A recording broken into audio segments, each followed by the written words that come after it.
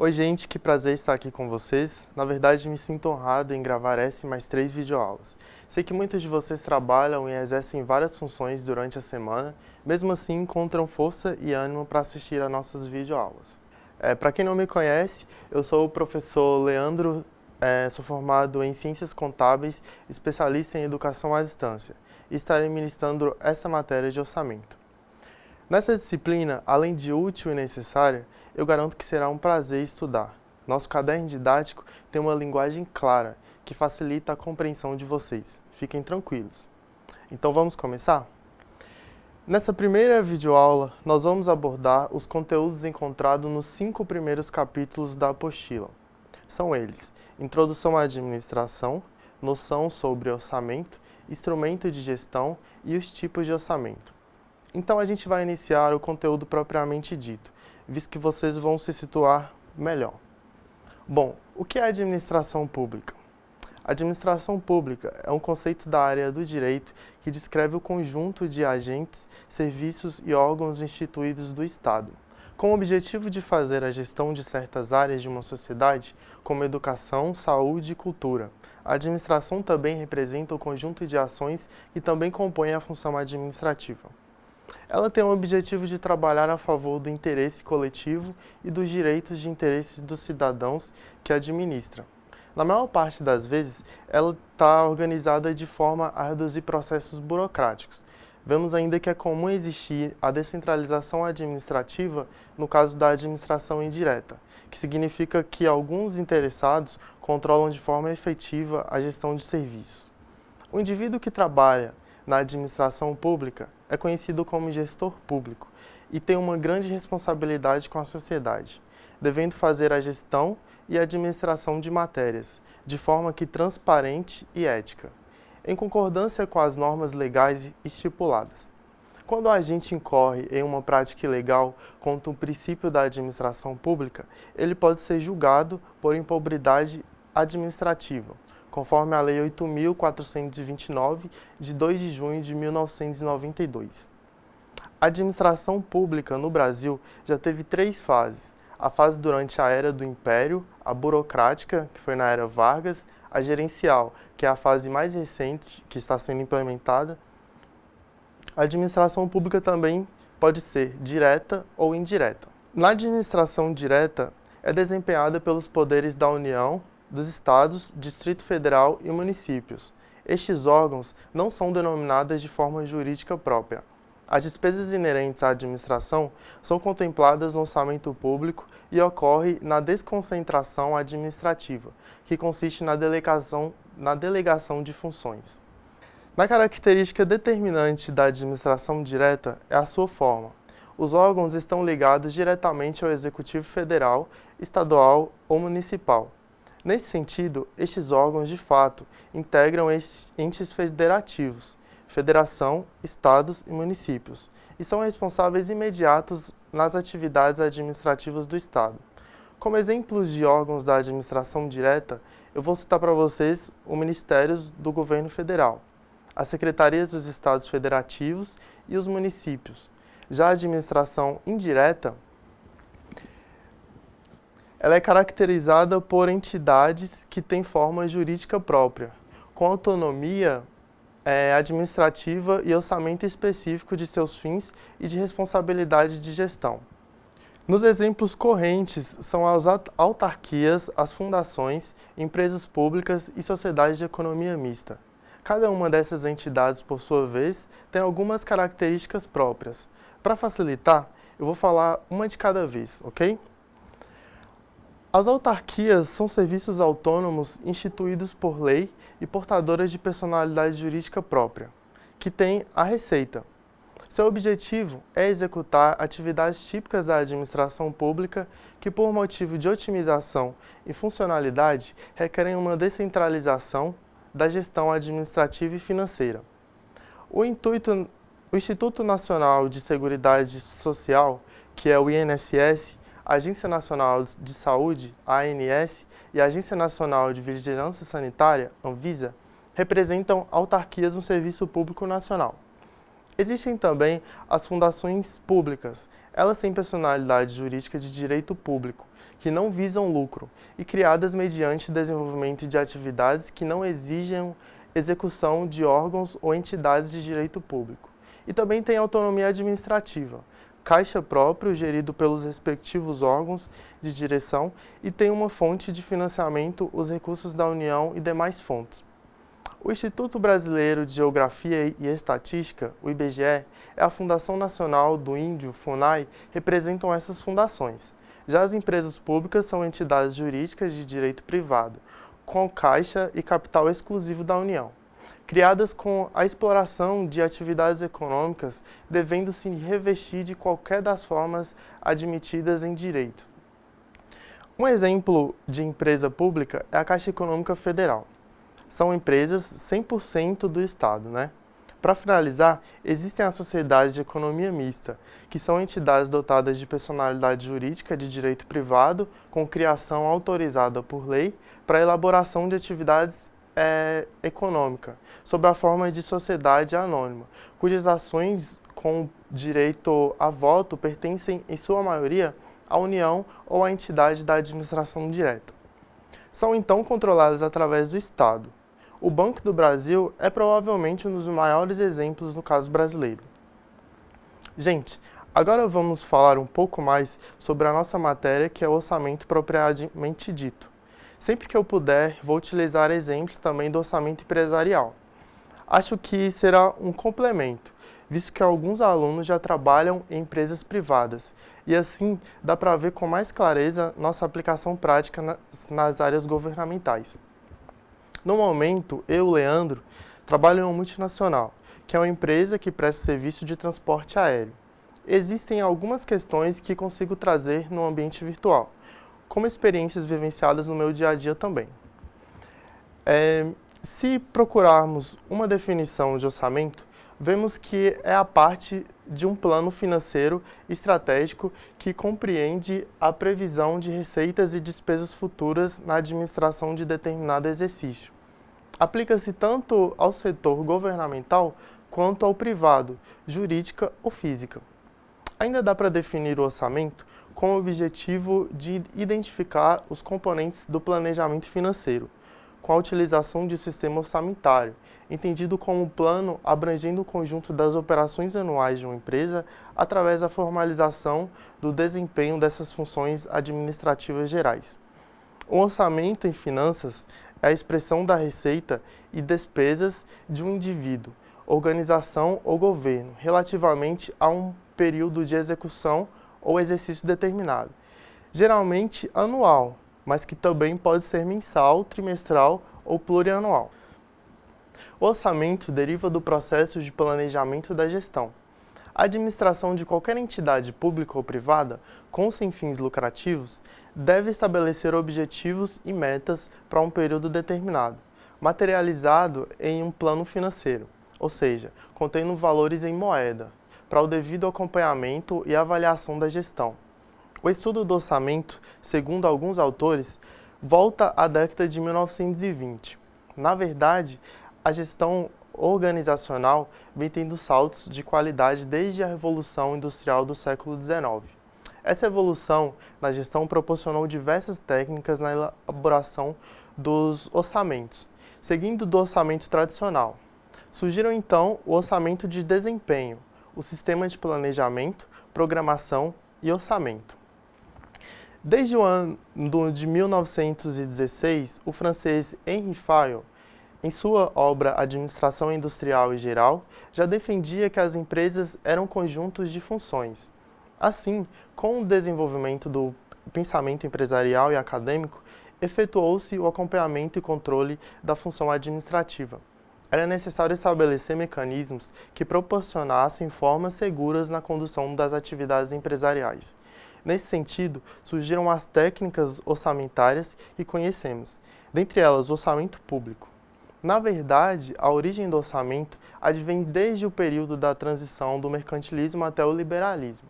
Inicialmente, o orçamento vinculou-se às reivindicações da burguesia, que buscava a limitação dos poderes do soberano e durante o absolutismo. Era visto como fonte de poder absoluto. acarretando que a vontade do rei se confundia com o próprio ordenamento normativo. As origens históricas do orçamento têm em conta as características sociais e econômicas existentes na Idade Média, que definia e contextualizavam o seu aspecto financeiro. Na época, não existiam os estados nacionais. A construção das relações sociais, econômicas e militares se estabeleciam nos feudos, nas relações de subordinação dos servos ao senhor feudal, em troca de alimentos, abrigo e segurança, e nas relações de apoio recíproco, desde que o rei essencialmente assegurava a manutenção daquela sociedade. O rei cobrava os senhores feudais um valor referente à utilização de terras reais. O preço dominial era o que proporcionava a formação e manutenção do exercício real. Na insuficiência dos ingressos dominiais para o atendimento das necessidades supervenientes e extraordinárias, o rei lançava tributos adicionais, o que desde já demonstrava a arbitrariedade na formação e recebimento dos recursos reais. Resumindo, dava para o rei dispor de numerários obtidos mediante a cobrança de impostos conforme os desígnios reais. Mas a situação só foi alterada quando se iniciou a exigência de vassalos reais na cobrança dos tributos adicionais, gerando a impossibilidade do monarca arrecadar os tributos almejados. No absolutismo, as origens orçamentárias estão identificadas fundamentalmente à limitação do soberano, por meio de pressupostos legais que impediam a cobrança arbitrária de tributos. Com a criação do Estado de Direito, fruto das revoluções liberais, foi necessário organizar as finanças, o que acarretou o lançamento regular de tributos, numa autoridade fortalecida devido à unidade nacional, além de definir os requisitos e limites na utilização dos recursos. O fortalecimento da autoridade real, expresso na cobrança de tributos direta, sem a necessidade de intermediação dos senhores feudais, não significou discricionariedade relativa às finanças. O Estado liberal traçou limites claros ao exercício da autoridade real ou republicana. A teoria constitucional, as garantias individuais, a separação do legislativo, executivo e judiciário demonstravam a existência de um novo meio filosófico e econômico que refletiria na própria concepção orçamentária. No Brasil, a partir da Lei 4.320, de 19 de março de 1964, e com o advento da Lei Complementar 101, de 4 de maio de 2000, o orçamento público ganhou o status de orçamento-programa, integrado ao sistema de contabilidade pública. O orçamento público brasileiro, conforme estudaremos adiante, compreende a elaboração e a execução de 3 leis básicas: o Plano Plurianual, a Lei de Diretrizes Orçamentárias e a Lei de Orçamento Anual, que em conjunto materializam o planejamento e execução de cada ente da federação. Seguindo o estudo sobre o orçamento e falando agora sobre despesas, que são os gastos da pessoa ou organização que devem inclusive ser classificados de acordo com os fins a que se destinam, receita é sinônimo dos provimentos recebidos relativas às rendas geradas de propriedades e rendas extraordinárias essencialmente oriundas de operações financeiras, como empréstimos e juros. Já as rendas tributárias são exclusivas de governos. Os orçamentos estatais são representações dos diversos gastos de um governo, que envolvem saúde, educação, transporte, segurança e defesa. Uma das principais funções do Estado é definir o orçamento a partir das receitas geradas do imposto e outras formas de arrecadação. Essa atribuição recai tanto sobre o Executivo quanto sobre o Legislativo. Na democracia, o Executivo propõe e fiscaliza a execução do orçamento e o Legislativo analisa e aprova. No Brasil, a partir da promulgação federal de 1988, o chefe do Poder Executivo tem a competência de iniciar as leis que estabelecerão o plano plurianual, as leis de diretrizes orçamentárias e o orçamento. A Constituição de 1988 ainda inovou em termos de constitucionalização de princípios regentes dos atos administrativos.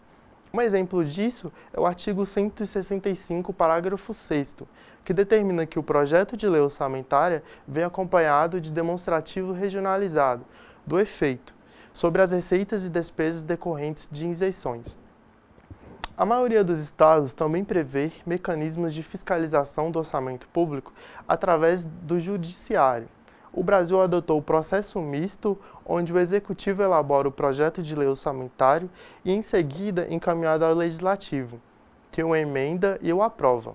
A própria Constituição Federal estabelece que cada ente deve acompanhar e avaliar sua função financeira, contábil, dentre outras, e o Legislativo a competência de exercer o controle externo das coisas do Estado. A parte do direito que estuda as leis orçamentárias públicos é o direito fiscal orçamentário, ramificação do direito financeiro. Apesar de ser planejado com mais ou menos cuidado, o orçamento deve ser cumprido à risca, ou com sobras ou com falta de recursos planejados. Na evolução da sociedade foram utilizadas várias formas de elaborar o orçamento público, sempre buscando melhorar as condições de planejamento, visando a melhor aplicabilidade dos recursos. Nessa evolução, várias maneiras já foram utilizadas para o planejamento e preparação da proposta orçamentária, entre as quais destacamos os seguintes tipos. O primeiro é o orçamento tradicional, que é bastante simplificado.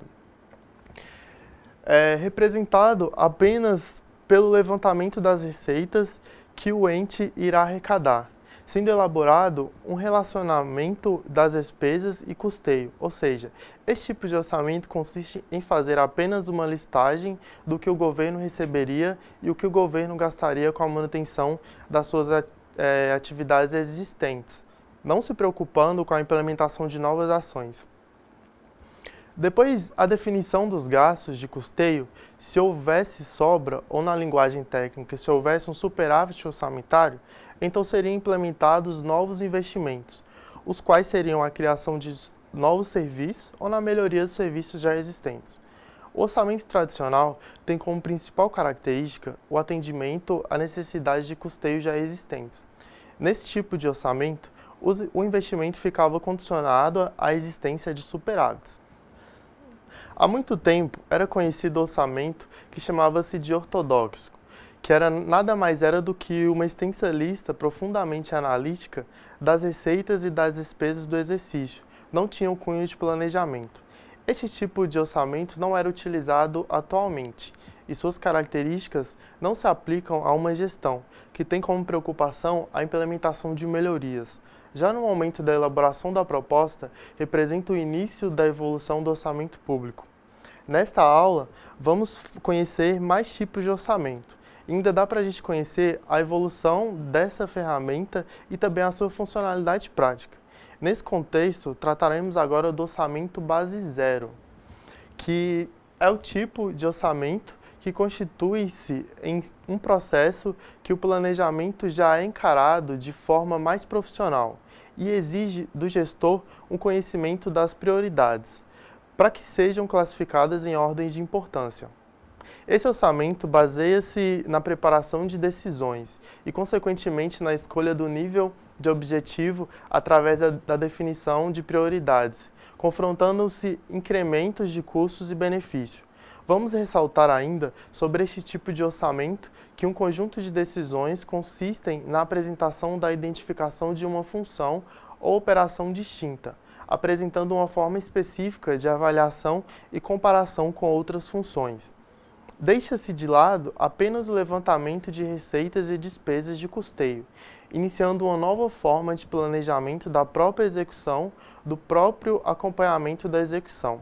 Na minha opinião, esse tipo de orçamento é o mais adequado aos dias atuais, já que apresenta a relação entre o custo e benefício, apresenta formas de avaliação dos resultados, além de representar alternativas de execução da mesma função.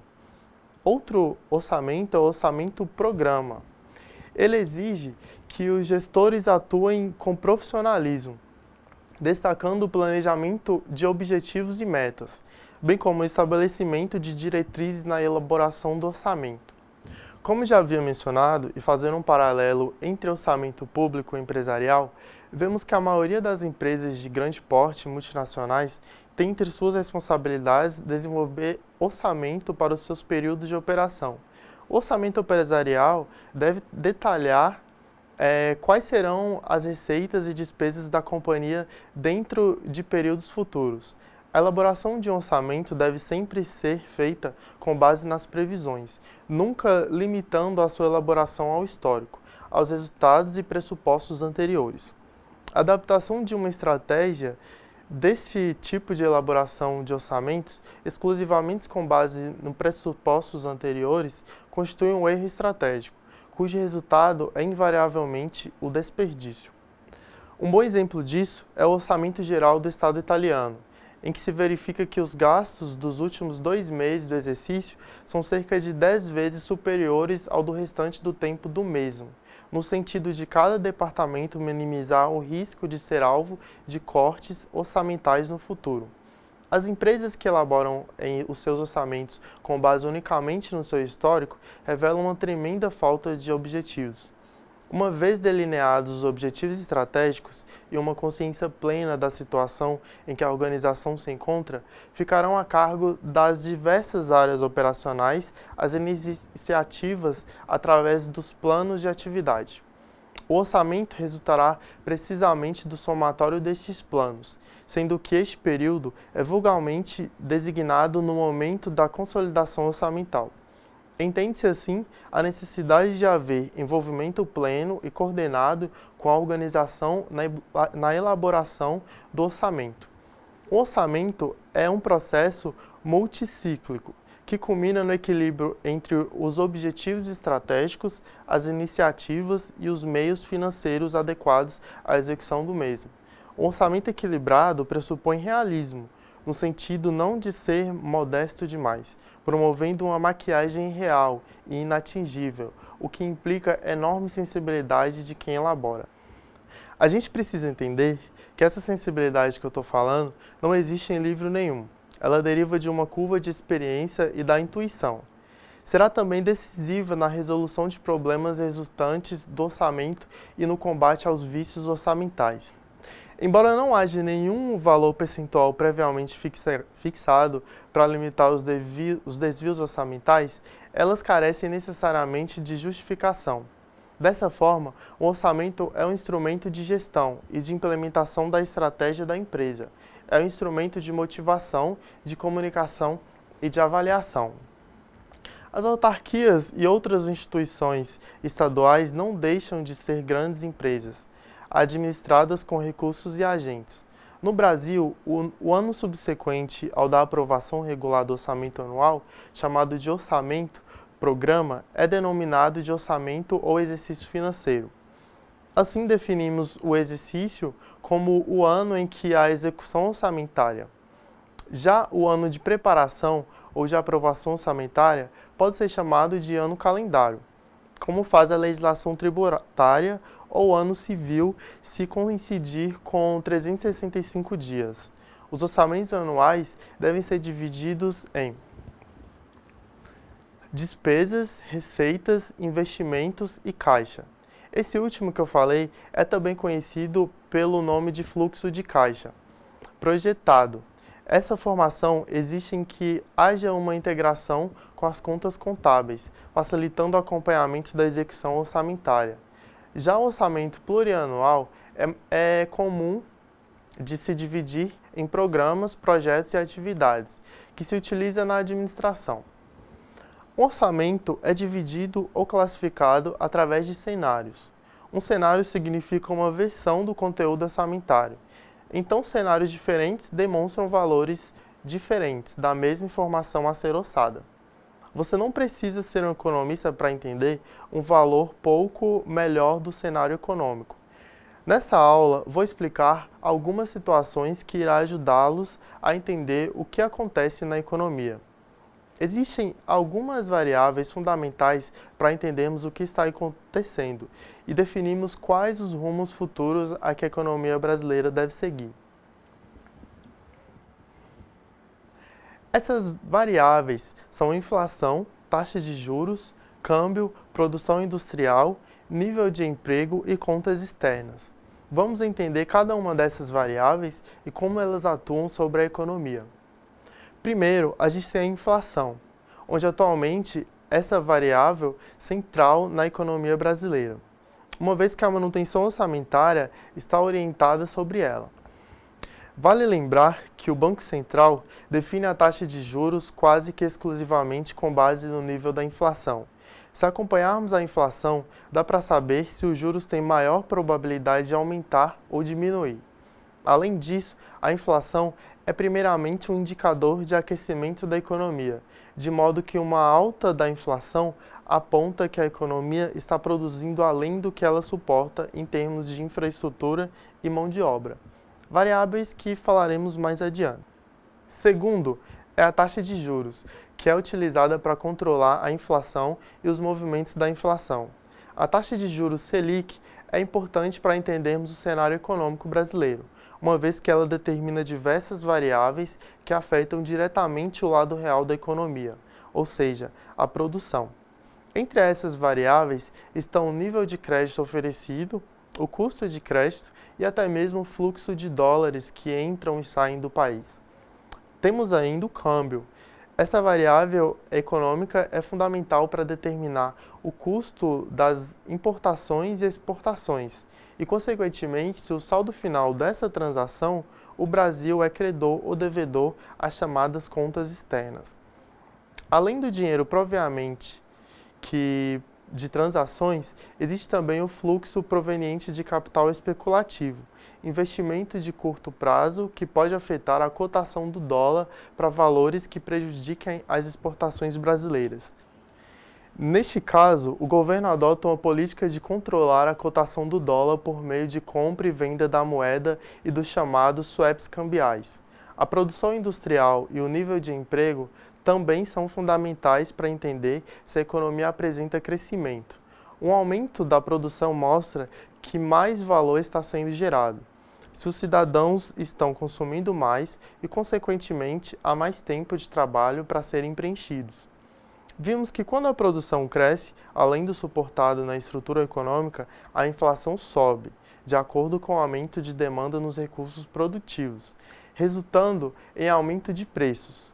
O que dá para ampliar a capacidade natural de produção da economia são os novos investimentos do Estado e das empresas, fazendo com que os recursos produtivos sejam ampliados, a economia cresça de modo sustentável e sem inflação. Já as contas externas mostram o saldo entre os dólares que entrarem e saírem do país, sejam através de transações de investimentos especulativos ou não, e até remessas de empresas e brasileiros ao exterior. Este fluxo mostra se o Brasil está sendo credor ou devedor, sendo que se for credor, o Brasil está acumulando reservas, enquanto que se for devedor, o Brasil está exaurindo suas reservas. Para finalizar a nossa aula de hoje, concluímos o seguinte, que o orçamento é instrumento de planejamento das ações governamentais e dele contam as receitas a serem arrecadadas no exercício específico, e sua destinação das ações explicitadas nos diversos projetos e atividades. Em épocas de crise, em que os recursos são mais escassos e as despesas maiores, e não havendo a desculpa de altos índices de inflação, fica mais evidente a abrangência do prejuízo, ao mesmo tempo em que recorre à iniciativa que promovam aumento da arrecadação. Exige-se, de outro lado, que o processo de alocação destes recursos sejam melhorados, para que as propriedades sejam atendidas e não haja descontinuidade nas ações de prestação de serviços básicos. Assim, além de instrumento de planejamento na formulação das ações, o orçamento é a ferramenta para a ação gerencial do Estado, visto que introduz novas formas e indicadores que avaliam a eficiência e efetividade da prestação dos serviços. O orçamento e gestão exigem maior responsabilidade e racionalidade nos processos de alocação dos recursos, impondo um novo meio de cultura na administração, sendo em transformações qualitativas que prezam na modernização da máquina governamental e da legislação vigente. Então, gente, chegamos ao fim de mais uma videoaula. Queria agradecer a atenção de vocês e qualquer dúvida pode deixar um recado no meu e-mail ou peça ajuda aos tutores presenciais e à distância. Obrigado.